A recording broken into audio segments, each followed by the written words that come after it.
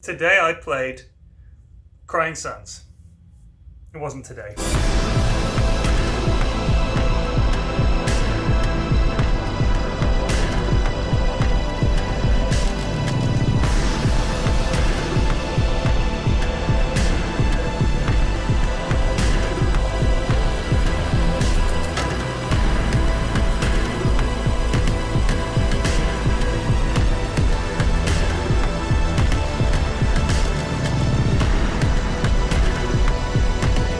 It was yesterday. So you picked this up, you recommended this for me. You've been in the office, you've been playing FTL. Yeah. And you were like, if you like FTL, why not play Crying Suns? Crying Suns. Came out last month. Suns, S-U-N-S. Yes. Yes. Well, like it's a space game. Yeah.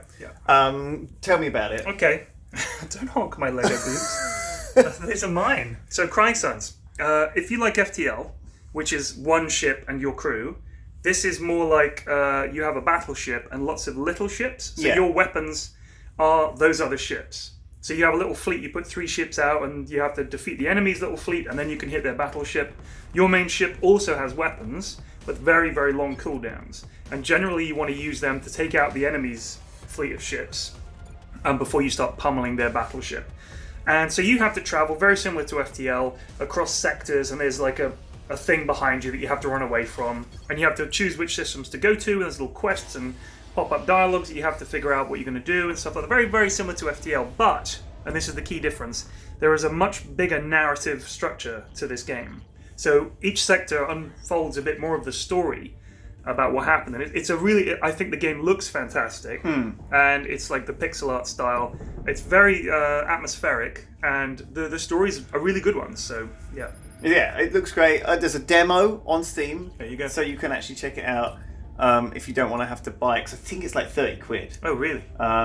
So it's quite pricey, but... I will say this, it doesn't have the infinite replayability that FTL does. Yeah. Which is the one thing I think it's lacking. FTL has so much replayability, though, that you could just come back and back and back and unlock different ships. And it's kind of part built into FTL that unlocking new ships is part of it. Absolutely. And sometimes you'll just have a bad run.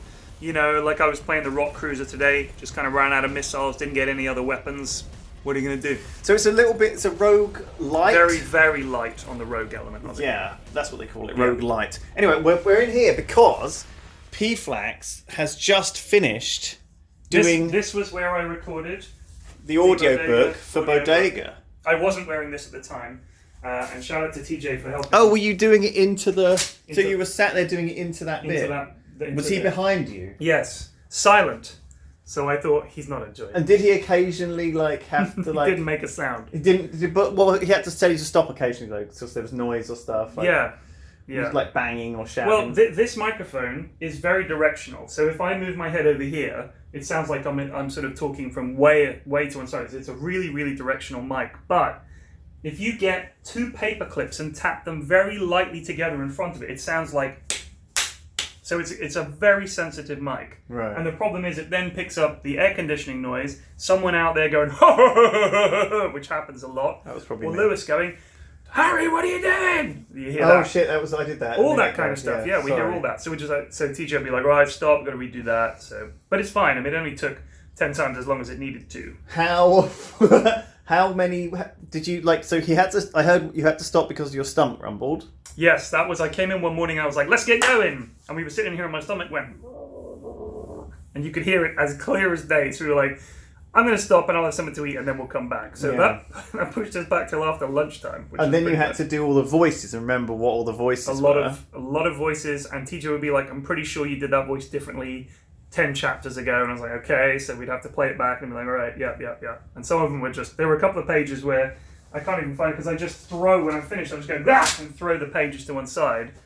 But yeah, there's some sections of it that were just a ridiculous number of really silly voices, and at one point I couldn't stop laughing because it was just so stupid. Well, yeah, so that's the Bodega book coming soon. Little advert, a little behind the scenes. Shout out to Lewis for free advertis. No one watches Tip. It's not much free advertising. It's better than nothing. All right, thanks everyone. That's Halloween Tip done. We'll see you guys tomorrow. Are you sticking around? Are you going to be around tomorrow? Oh, Are you I'll going be home? here, Lewis. All right. Sensual. Bye. Alex, can everyone work out who he is?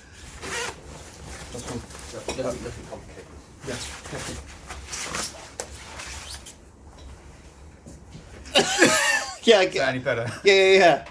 See if you can guess who he is. Oh, see if you can guess who Tom Bates is. It's bullshit. It's derivative.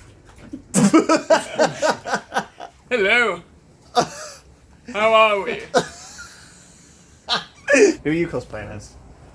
Sorry? You're not Dr. Disrespect's actually visiting the Oddcast offices, and why didn't you bother dressing up in a Halloween costume? I'm disappointed. Lazy. I was going to speak, but I don't have the accent. Right, you ready? Yeah. What? It's your thing. Today I played. I played. Well, that's what you're supposed to Oh, say. yeah, okay.